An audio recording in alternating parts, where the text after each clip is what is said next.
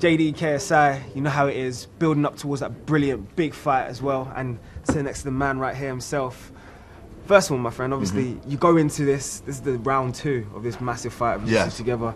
How do you kind of manage all of these expectations, especially when it's the second time you two are kind of combating against each other? Well, I felt like with the last fight, a lot was going on. I didn't actually have as much time as I wanted to train. And I felt like this time around I had to make sure I spaced everything out, made sure I didn't get... See the distraction? Yeah. Everywhere, man. Well, I mean, that's the thing. There's like, in my life, there's always just a lot of distractions. So I think this time I had to make sure I got rid of everything. And yeah, right now, I'm just, like, I say right now I'm ready to fight him.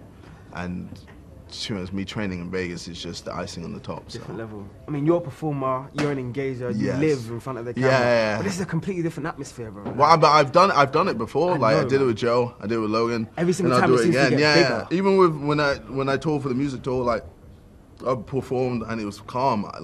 I just get in my element. Like I don't let the occasion, eat me away. I know how to just turn on and just zone in and get ready. So.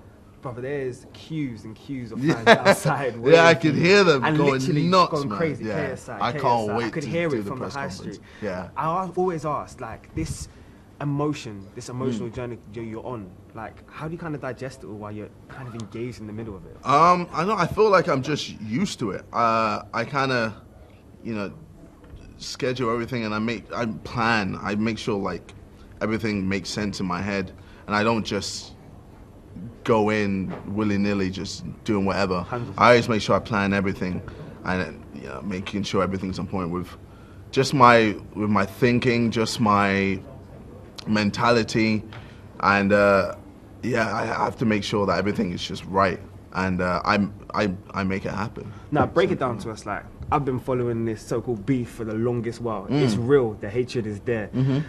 Explain to us where the core of it actually comes from. Do you know what I mean? Like, I think it's just, two big entertainers thinking, or just thinking they're better than the other person. And yeah, I think that's literally it. And obviously, with the first fight, I got under his skin. He tried to get under my skin, failed. So I think right now it's the same thing of me getting under his skin easily and him failing to do the same to me. But this time, I'm knocking him out and ending it. There's going to be no trilogy. I'm going to end it here, so. And from the boxing aspect of it, a lot of people was not even surprised. I mean, I've watched some of your stuff before, so the power aspect that you had, especially going into it, as a physical athlete, you seemed to dominate him, especially in the second half of the fight. So how do you kind of bring that forward? So, if anything, we've kind of taken that strength of mine and increased it tremendously. Like, I bulked up. I was about 83 kg. That's what they were all screaming outside, bulk season. Yeah. So right now I'm about like 94, and it's easy to just lose all of that weight in water weight. But yeah, I'm just gonna come in heavier, just bigger, stronger, and just be a brute force. And he's gonna struggle to handle me. 100%. If anything, like, I know he felt like stamina-wise he wasn't there, so he's gonna want to come in lighter just so he can run around and hide away from me. But there's gonna be no running. There's gonna be no hiding. I'm going to finish him off. You got that London mentality. You know how it works. So if anything happens to someone in your team, you kind of all ride together. You die together. Now I know he's been talking a lot about what his brother did to your brother. Did you kind of use that as fuel as well? I mean, like, my bro could have easily destroyed Jake if he trained as hard as he should have. Like, he hardly trained for that fight, and he just about lost. He just lost. But like, if he properly trained, he would have destroyed Jake. So like, I know in my head, like, Deji won. And yeah, like, I know for me, I'm just gonna do what I need to do November the 9th and just finish him off.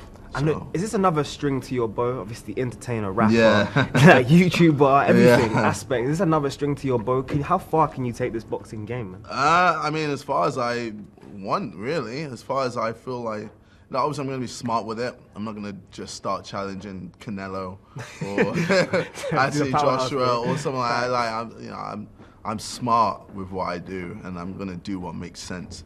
So, yeah, I mean, we'll see. We'll see. And I love the big talk, bro. When I hear that talk of I'm knocking him out this time. Yeah. 100% you're going for it this time. Yeah, 100%. Like, he's getting knocked out. Yeah.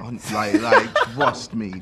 Like, I swear on my mom's life, he's getting knocked out. 100%. Yeah. Fully. So what gives you that confidence? Obviously, the training that you're putting in this time, It's the because dedication. it's because we know what we're can bring. facing now. Yeah. Like, before, it was all unknown. I didn't know how he fought, how he fights. I didn't know what I was dealing with. I didn't know he had a good jab. I didn't know his strengths and weaknesses. Now I know everything.